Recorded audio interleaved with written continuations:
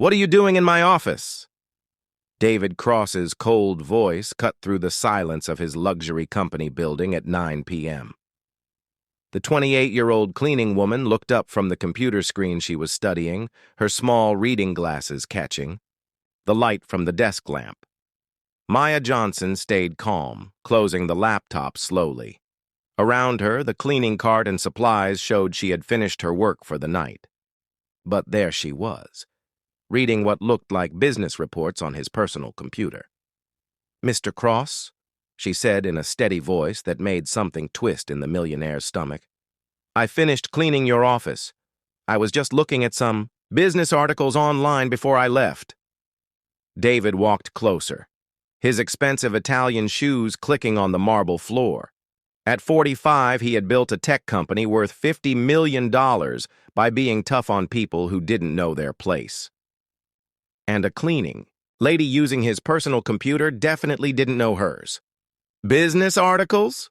He laughed in a mean way. "Do you have any idea who I am? I'm the CEO of this company. You're here to empty trash cans, not pretend you understand business." Maya slowly stood up, putting away the small notebook where she had been writing notes. There was something about the way she moved, calm and unafraid, like someone who had faced much worse and survived. "I'm sorry, sir.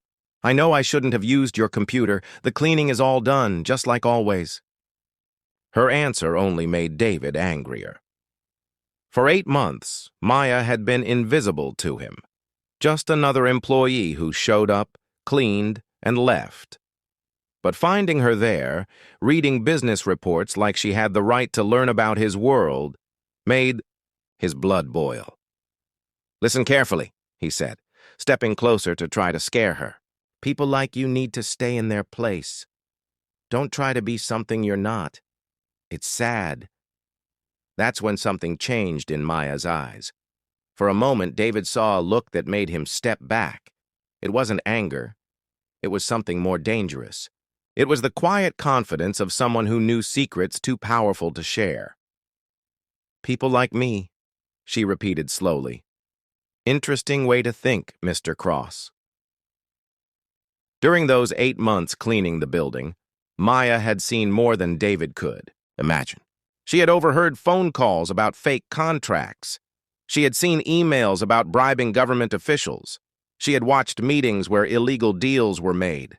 Information that a rich man would never think a simple cleaning lady could understand. "You're fired," David said with a cold smile. "Pack your things and get out. And don't expect any good words from me if anyone asks about your work."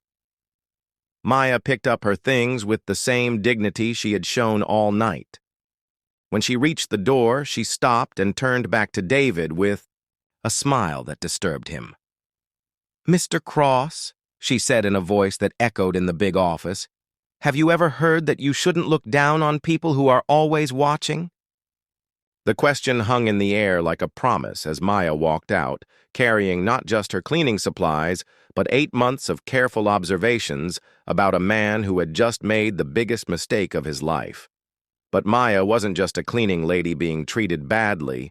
She was a business school graduate who had spent 8 months collecting evidence of crimes that David didn't even know she could understand. If this story touched your heart, don't forget to subscribe to find out how one moment of prejudice would become the start of an epic downfall that would change both their lives forever. The next morning, David Cross woke up feeling annoyed for no clear reason. The scene from last night kept playing in his head. Not the cleaning lady's behavior, which he was used to dealing with, but that look, that strange calmness, like she knew something he didn't. "Stupid," he said to himself, fixing his expensive tie. "A cleaning lady thinking she can scare me."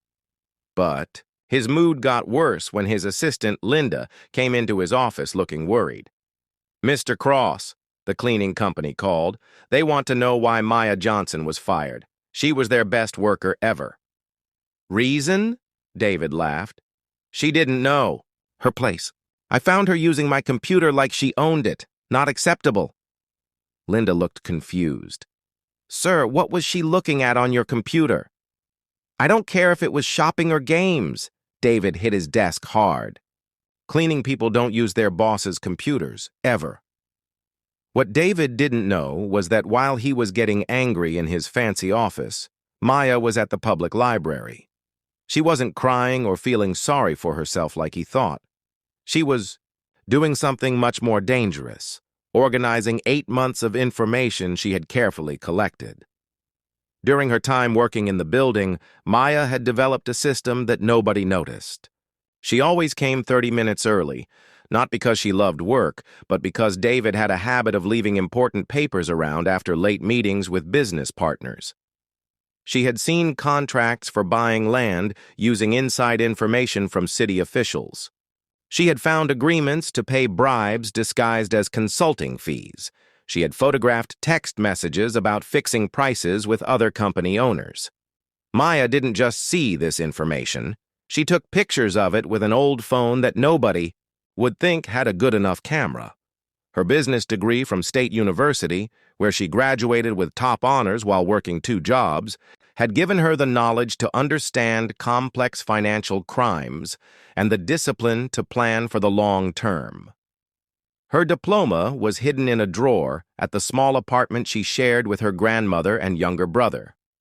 For 3 years after graduation, Maya sent applications to every major business consulting company in the city. She got only 4 responses, all polite rejections, saying she wasn't a good fit. That's when she decided to change her plan. If she couldn't get into the world of corrupt businessmen through the front door, she would go through the back door. Getting a job at the cleaning company that worked in the city's biggest office buildings wasn't an accident. It was strategy. Maya spent weeks studying which buildings they cleaned and who worked there. When she learned that David Cross needed a new cleaner, she applied that same day. "Do you have experience?" the cleaning supervisor asked. "I have something better," Maya replied with that same mysterious smile that would haunt David months later. "I work very hard." For 8 months, she was invisible to David, exactly as she planned. She would arrive, clean perfectly, collect information, and leave without being noticed. Until she decided she had enough evidence and needed a reason to be fired without making David suspicious about her real goals. Reading business articles on his computer wasn't careless. It was bait. She knew David would come back to his office at that time because she had studied his schedule. She knew he would react with anger and prejudice. Now at the library, Maya opened a used laptop she had bought with her savings and started organizing the most explosive evidence the business world had ever seen. Not just proof of corruption, but a complete map of how David Cross had built his $50 million company on bribes, inside information, and cheating. Her phone buzzed. A text from her younger brother, Kevin, only 19. "Maya, did you find another job? Grandma is worried about rent money." Maya looked at her phone, then at the dozens of documents in front of her. For years, her family had given up everything so she could study. Her grandmother, Rose, worked extra shifts as a store clerk. Kevin worked nights at a gas station to help pay bills. They deserved better than their life of struggle. "Tell Grandma not to worry," Maya typed back. "Soon, everything will change." What David Cross couldn't imagine as he bragged to his friends about putting a rude employee in her place was that every act of disrespect had been carefully recorded by someone who not only had evidence of his crimes, but also the education to know exactly how to use that information to destroy his empire piece by piece. 2 weeks after being fired, money problems hit the Johnson family hard. Maya's last paycheck had been used to buy heart medicine for her grandmother, and now there was only $38 left in her wallet. "Maya, did you find any work today?" asked Kevin, coming home after another double shift at the gas station. Cool. 19, he was handling responsibilities no teenager should have to face. "Still looking," Maya lied, quickly closing the folder where she had organized all the evidence against David. She couldn't tell her family about her real plan. They wouldn't understand why she was refusing cleaning jobs, waiting for the perfect time to strike. Meanwhile, David Cross was living his best life.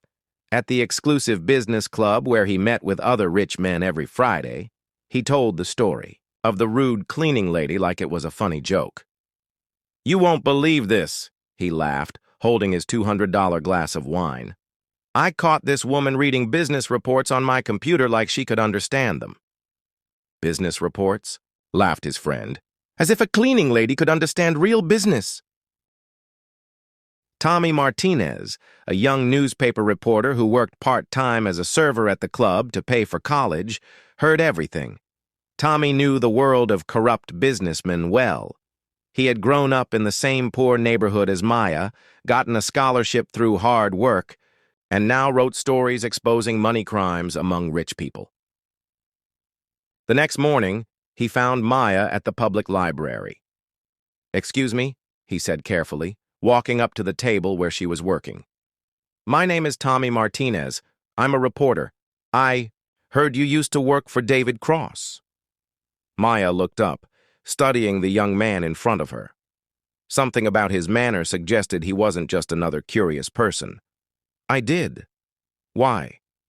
"Because I've been investigating him for a year, and I've never been able to get close enough to find solid proof." Tommy sat down, speaking quietly. "But someone who worked inside his building for months." That's when Maya realized she had found exactly what she needed. Not just someone with access to newspapers, but someone who already knew David's methods and had the contacts to turn evidence into real consequences. "What kind of proof do you need?" she asked, opening her folder for the first time with someone else. Tommy's eyes went wide at the careful organization of documents. Fake contracts, records of suspicious payments, coordination with other corrupt businessmen, all organized by date, amount, and people involved. "My God," he whispered. "This is enough to destroy not just Cross, but half the businessmen in this city." "I'm not finished yet," Maya replied with that mysterious smile that had disturbed David weeks earlier. "I have two more sources who can confirm information about fake government contracts." Over the next weeks, while Maya continued to pretend she was job hunting to keep her family calm, she and Tommy worked together to build a case that couldn't be argued with. Every document was checked.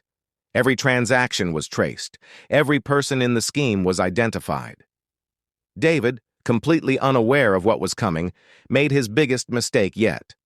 During a meeting with investors in his office building, the same one where he had humiliated Maya, he was recorded by a security camera offering bribes for inside information about a public housing project. The irony was perfect. The same man who had looked down on Maya for reading business articles was being filmed while planning to steal money meant for people just like her. "We got him," Tommy said, showing Maya the recording.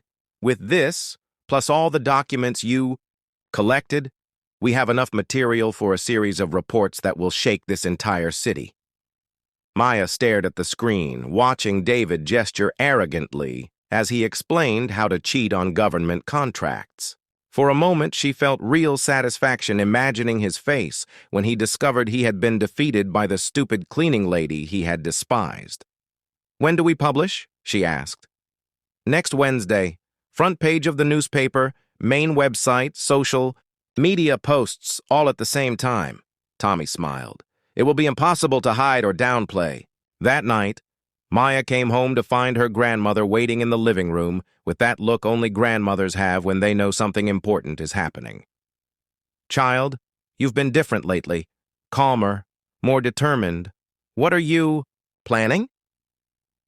Maya hugged Rose, smelling the familiar scent of the soap she used after long days at the store. "Grandma, remember when you said that someday our situation would change? I remember. That day has come. On Wednesday, the world will know who I really am." Rose held her granddaughter's face in her hands, seeing something in Maya's eyes that made her smile for the first time in weeks. It was the same iron determination, that had driven the girl from the poor neighborhood to graduate with top honors while working 2 jobs. "What have you done, Maya?" "Justice, Grandma. Just justice."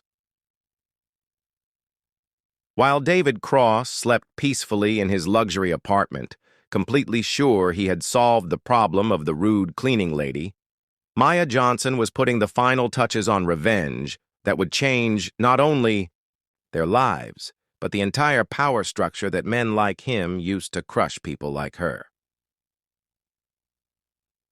Wednesday, 6 a.m. David Cross woke up to his phone ringing nonstop.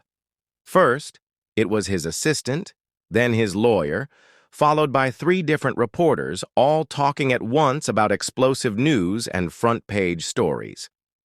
"What the hell are you talking about?" David shouted into the phone, still in his pajamas, walking to his apartment living room where he usually had breakfast. That's when he saw it. His own photo was spread across the front page of the city's biggest newspaper next to the headline in huge letters. "Tech millionaire built empire on bribes and fraud. Exclusive documents reveal corruption scheme." David felt his knees go weak. He grabbed the newspaper with shaking hands and started reading. Each paragraph felt like a knife to his heart. Fake contracts he was sure nobody had seen. Text messages about bribes that he had deleted. Recordings of conversations that happened in supposedly safe places. "Impossible," he whispered, turning pages frantically. "How did they get this?" Tommy Martinez's report was perfect investigative journalism. Each accusation came with documents, photos, bank records, a complete map of how David had turned bribes into money, inside information into business advantage, cheating into an empire. But it was at the end of the second page that David felt his world completely fall apart. A photo of him offering bribes in his own office building with the exact date and time. Below it, a caption that made his blood run cold. Evidence provided by an anonymous source who had access to the businessman's building for months. "Anonymous source with access for months," he repeated out loud, starting to connect the pieces. His phone rang again. This time, it was the bank president. "David, we need to talk right now. Federal investigators are already here." Before he could answer, another call came in. The mayor, panicking. "Cross! You've ruined me! I need to publicly distance myself from you immediately!" One after another, everyone who had helped build his empire started cutting ties. Investors demanded their money back. Business partners said they were victims too. Government officials announced criminal investigations. By 9 a.m., David was locked in his apartment, watching his life destroy itself in real time on television. News anchors discussed his crimes like they were already proven facts. Experts calculated how many years he would spend in prison. His bank accounts had been frozen. That's when the doorbell rang. "Mr. Cross," a familiar female voice came through the intercom. "It's Maya Johnson. I came to return something you forgot." David felt all the air leave his lungs. Maya, the cleaning lady he had humiliated and fired. The woman he had called stupid, treated as less than human, completely underestimated. With trembling fingers, he pressed the button to let her up. 5 minutes later, she stood in front of him, wearing a simple business suit, carrying a leather briefcase like the ones his lawyers used. "I came to give you this personally," Maya said, placing a copy of the newspaper with his photo on the front page on his coffee table. "I thought you might want a signed copy." David stared at her, trying to understand the transformation, the straight posture, the direct look, the confidence radiating from every movement. How had he not realized this woman was so much more than she appeared? "It was you," he whispered. "You collected all this information." "For 8 months, Mr. Cross. Every time you left documents lying around the office, thinking a simple cleaning lady wouldn't understand complex financial contracts or recognize evidence of money laundering." Reality. hit David like a tsunami. You have a degree, business degree, top of my class at State University. Maya smiled, the same mysterious smile that had disturbed him weeks earlier. But now he understood what it really meant. Ironic, isn't it? You fired me for reading business articles, not knowing I had already graduated in a field that let me understand every one of your crimes perfectly. David collapsed into his chair, finally understanding how big his arrogance had been. Why did you do this? Because men like you build empires by stepping on people like me and my family. Because you think your position makes you untouchable. Maya leaned forward slightly, speaking with ice-cold calm that made David shake. But mainly because you made the fatal mistake of judging my intelligence based only on my skin color and social class. David's phone rang again. This time it was his lawyer. David, the IRS is taking all your assets. You need to turn yourself in before they issue an arrest warrant. Maya watched David get the news, saw the exact moment he realized he had lost. Absolutely everything. His fortune, his reputation, his freedom. All because of the stupid cleaning lady he had despised. There's one last thing, Mr. Cross, she said, walking toward the door. My family doesn't have to worry about money anymore. The reward I got for cooperating with the investigation was enough to make sure my grandmother can retire, my brother can finish college, and I can finally work in the field I studied so hard for. David looked up, seeing Maya standing in the doorway of the apartment where she had been humiliated weeks earlier. You planned all of this from the beginning. No, Mr. Cross. I just prepared myself for the right opportunity. And you, with your arrogance and prejudice, gave me exactly what I needed to turn 8 months of careful watching into the evidence necessary to destroy your empire of lies. 6 months later, David Cross sat in a federal prison cell wearing an orange jumpsuit. That was very different from the $2,000 suits he used to wear. His sentence, 12 years for fraud, money laundering, and corruption. The $50 million empire had been completely destroyed, property sold, bank accounts seized, investments lost. Meanwhile, Maya Johnson was starting her first day as a senior consultant at the biggest financial firm in the city. Her office, with a view of the whole city, was in the same building where David used to make his corrupt deals. Great work on the compliance report, Maya, said her boss, Dr. Garcia. Your analysis saved the company from getting involved in a scheme like Cross's. You protected our reputation. The professional recognition felt good, but what really made Maya happy was seeing her family succeed. Her grandmother Rose had retired from the store and now spent her days reading in the garden of their new house. Kevin was in college, supported by the scholarship Maya had gotten through her professional connections. Maya, did you see this? Kevin came home with a newspaper. The headline showed David being moved to a maximum security prison after getting in a fight with other inmates. The guy who disrespected you isn't doing well in jail. Maya looked at the photo without feeling happy or sad about it. He brought it on himself, Kevin.